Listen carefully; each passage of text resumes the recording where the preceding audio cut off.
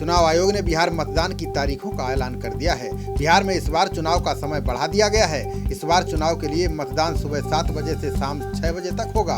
वहीं कोरोना के मरीजों को मतदान करने के लिए अंत में समय दिया गया है। ये चुनाव 3 चरणों में होगा, जबकि पिछली बार चुनाव 5 चरणों में हुआ था। आज मुख्य चुनाव आयुक्त सुनील अरोड़ा ने प्रेस कॉन्फ्रेंस कर बिहार की 243 सदस्यीय विधानसभा का चुनावी कार्यक्रम जारी किया है। पहले चरण में 71 सीटों के लिए 28 अक्टूबर को वोट डाले जाएंगे। दूसरे चरण में 94 सीटों के लिए 3 नवंबर को मतदान होगा। वहीं 78 सीटों के लिए 7 नवंबर को मतदान होगा। इसके बाद 10 नवंबर को मतगणना होगी। इसी दिन परिणाम घोषित किए जाएंगे। आयोग ने इस बार चुनाव के लिए खास इंतजाम किए हैं। चुनाव आयोग ने बिहार चुनाव के लिए कई गाइडलाइंस जारी की हैं। अगर आप चुनाव में रुचि रखते हैं, चुनाव लड़ते हैं या फिर चुनावों में सक्रिय होते हैं, तो इन गाइडलाइनों को जानना आपके लिए बेहद जरूरी है।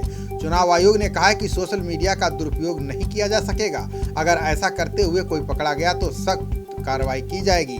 चुनाव आयोग ने कहा है कि उम्मीदवारों को अपने ऊपर चल रहे मुकदमों की जानकारी सार्वजनिक करनी होगी। उम्मीदवारों को अपने बारे में पूरी जानकारी वेबसाइट पर देनी होगी। प्रत्याशियों को अपने आपराधिक प्रकरणों के बारे में अखबार में विज्ञापन भी देना होगा। नामांकन के समय प्रत्याशी के साथ केवल 2 लोग ही जा सकेंगे। नामांकन में 2 से ज्यादा वाहनों का उपयोग नहीं किया जा सकेगा।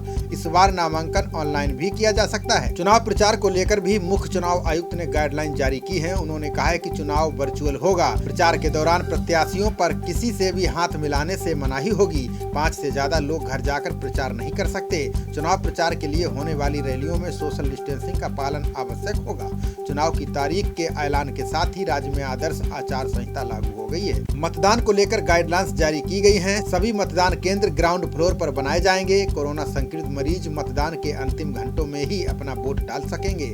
वे ऐसा स्वास्थ्य अधिकारियों की देखरेख में करेंगे। मतदान के समय को 1 घंटे के लिए बढ़ा दिया गया है। सुबह 7 बजे से शाम 6 बजे तक मतदान होंगे। एक बूथ पर 1000 मतदाता ही वोट डाल सकेंगे। हालांकि ये वामपंथी प्रभावित क्षेत्रों पर लागू नहीं होगा। चुनाव आयोग ने कहा है कि 7 lakh sanitiser, 6 lakh PPE kit और 46 लाख मास्क का इंतजाम किया गया है। 6 लाख फेस शील्ड का इंतजाम किया गया है। बिहार विधानसभा की बात करें तो 29 नवंबर को बिहार विधानसभा का कार्यकाल समाप्त हो रहा है।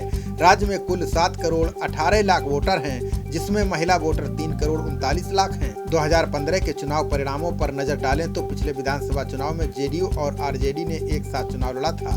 महागठबंधन की सरकार बनी थी, लेकिन 2 साल बाद ही नीतीश कुमार ने भाजपा का दामन थाम लिया। इस समय एनडीए की कुल 130 सीटें हैं, जिसमें जेडीयू की 69, भाजपा की 54, एलजेपी की 2, हम की 1 सीट है। वहीं नीतीश को 4 निर्दलीय विधायकों का समर्थन था। दूसरी ओर महागठबंधन के पास कुल 101 सीटें हैं, जिनमें आरजेडी की 73, कांग्रेस की 23, सीपीआई की 3 और 1 निर्दलीय विधायक गठबंधन में शामिल था।